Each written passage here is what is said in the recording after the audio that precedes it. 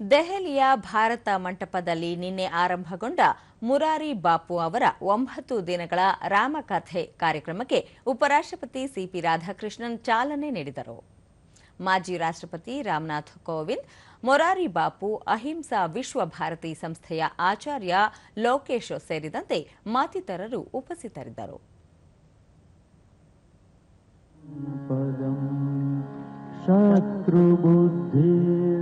विनाशाय दीपज्योतिर्न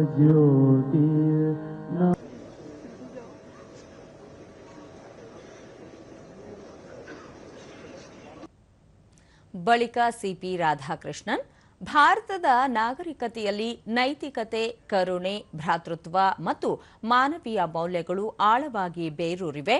ರಾಮಕಥೆ ವ್ಯಕ್ತಿಗಳ ಘನತೆ, ಶಿಸ್ತು, ಭಕ್ತಿ ಮತ್ತು ಕರುಣೆಯಿಂದ ಬದುಕಲು ಮಾರ್ಗದರ್ಶನ ನೀಡುವ ತತ್ವಶಾಸ್ತ್ರವಾಗಿದೆ. ಪ್ರಭು ಶ್ರೀರಾಮರ ಜೀವನಾದರ್ಶಗಳು ಧರ್ಮಕ್ಕೆ ಮಾರ್ಗದರ್ಶಕ ಬೆಳಕಾಗಿ ಕಾರ್ಯನಿರ್ವಹಿಸುತ್ತದೆ ಎಂದರು. ಅಯೋಧ್ಯೆಯ ಶ್ರೀರಾಮ ಜನ್ಮಭೂಮಿ ಮಂದಿರದಲ್ಲಿ ಕಳೆದ ನವೆಂಬರ್ 25ರಂದು ಐತಿಹಾಸಿಕ ಧ್ವಜಾರೋಹಣ ಲಕ್ಷಾಂತರ ಭಕ್ತರ ನಂಬಿಕೆ, ತಾಳ್ಮೆ ಮತ್ತು ಭಕ್ತಿಯನ್ನು ಮರುದೃಢೀಕರಣಗೊಳಿಸಿತು. ಸವಾಲುಗಳು ಎದುರಾಗಬಹುದು, ಆದರೆ ಧರ್ಮವನ್ನು ನಾಶ ಮಾಡಲು ಎಂದಿಗೂ ಸಾಧ್ಯವಿಲ್ಲ. ಅಂತಿಮವಾಗಿ ಸತ್ಯ ಮತ್ತು ಸದಾಚಾರ ಮೇಲುಗೈ ಸಾಧಿಸುತ್ತದೆ. ಶ್ರೀರಾಮ ದೇವಾಲಯಗಳಲ್ಲಿ ಮಾತ್ರವಲ್ಲದೆ ಭಾರತದ ಆತ್ಮದಲ್ಲಿ ನೆಲೆಸಿದ್ದಾರೆ ಎಂದರು. ಮೊರಾರಿ ಬಾಪು ಹಲವಾರು ದಶಕಗಳಿಂದ ರಾಮಕಥಾ ಪವಿತ್ರ ಸಂಪ್ರದಾಯವನ್ನು ಮುನ್ನಡೆಸುತ್ತಾ ಮಾನವ ಪ್ರಜ್ಞೆಯನ್ನು ಜಾಗೃತಿಗೊಳಿಸಿದ್ದಾರೆ. ಪ್ರಸ್ತುತ 971ನೇ ರಾಮಕಥಾ ನಿರೂಪಣೆ ಮಾಡುತ್ತಿದ್ದಾರೆ ಎಂದು ತಿಳಿಸಿದರು. We are entirely different from the animals because God has given extra efficiency to think and do something good for the society.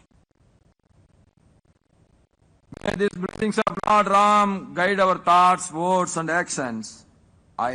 Once again I bow the reverence to Bhujiya Murari Babuji and wish all devotees a spiritually enriching Ram Gada.